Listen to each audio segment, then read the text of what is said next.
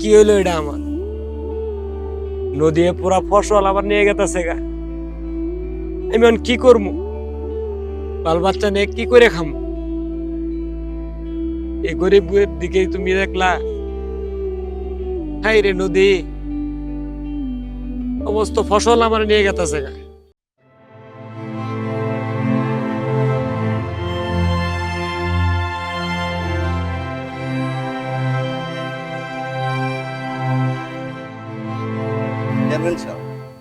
নদীর যে অবস্থা, চিবাই নদীর কাছে ভাঙতেছে, গরিবের কৃষকের ফসল সব ধ্বংস হয়ে যাচ্ছে। কেমনে কি করা যায় এটা? একটা জিনিস কি জানো নয়ন, কৃষকের অবস্থা আসলেই খারাপ। একবার মনে করো যে বৃষ্টি বাদলায় ফসল খাওয়া যায়, আবার বর্ষাকালে সব ফসল নষ্ট হয়ে যায়।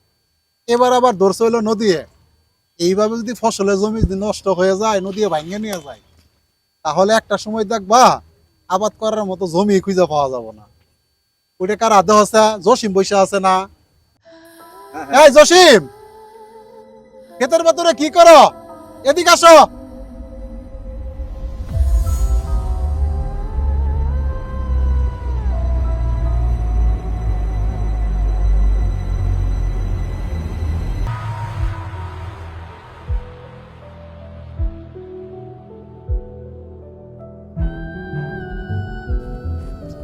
আসসালামু আলাইকুম। ওয়ালাইকুম আসসালাম। কি ব্যাপার, তুমি একা একা এই নদীর কাছে বসে কি করতেছ? চেয়ারম্যান সাহেব, কি করবো কর? আমার এই শেষ সম্বলটুক এই নদীও ভাঙ্গে নিয়ে গেতেছে গা। এমন কি করে খামু? বাল বাচ্চারে কি খাওয়ামু? আমার তো মরা ছাড়া কোনো উপায় নাই চেয়ারম্যান সাহেব। জসিম, একটা কথা বলি, তুমি শোনো। তুমি আসলে বিষয়টা যেভাবে ভাবতেছ, আসলে কিন্তু তা না। আল্লাহ তাআলা প্রত্যেকটা মানুষের সৃষ্টি করার আগে অবশ্যই তার জন্য 50,000 বছর আগে রিজিক নির্ধারণ করছে। তুমি রিজিক নিয়ে কখনোই হতাশ হবো না। তুমি আজকে ভাবতেছ তোমার জমি জায়গা সবকিছু নদী ভেঙে নিয়ে গেছে গা, তুমি না খেয়ে মারা যাবা, এটা কখনোই ভাববা না। আল্লাহ তাআলা অবশ্যই তোমাকে একভাবে না একভাবে তোমার রিজিক তোমার ঘরে পৌঁছাবেই। একটা জিনিস দেখো, 18,000 মাকলুকাতের ভিতরে একমাত্র আমরা মানুষ জাতি কিন্তু পরিশ্রম করে খাই।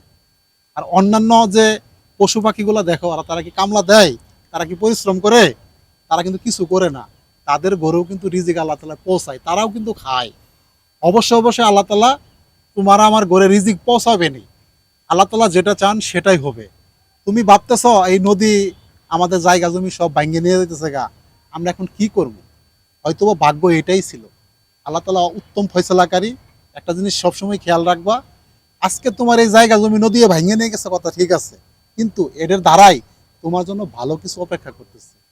আল্লাহর উপরে ভরসা রাখো, ইনশাল্লাহ সমস্ত কিছু আল্লাহ তাআলা বিপদ আপদ ভালা মুসিবত সব কিছু একদিন না একদিন দূর করে দিবে ইনশাল্লাহ। এটা নিয়ে কখনোই তুমি হতাশ হবো না, আল্লাহর উপরে ভরসা রাখো। দুঃখ করো না জসিম ভাই, সবকিছু ব্যবস্থা কিন্তু হবেই। তোমরা আমার প্রতিবেশী, চেয়ারম্যান সাহেব আছে, আমি আছি, ব্যবস্থা একটা হবেই ইনশাল্লাহ। আল্লাহর উপর ভরসা রাখো। আল্লাহর প্রতি ভরসা অবশ্যই আছে, আর আল্লাহর প্রতি ভরসা আছে দেখে তো এখন আল্লাহ বাল বাচ্চা আমার বাঁচায় রাখছে।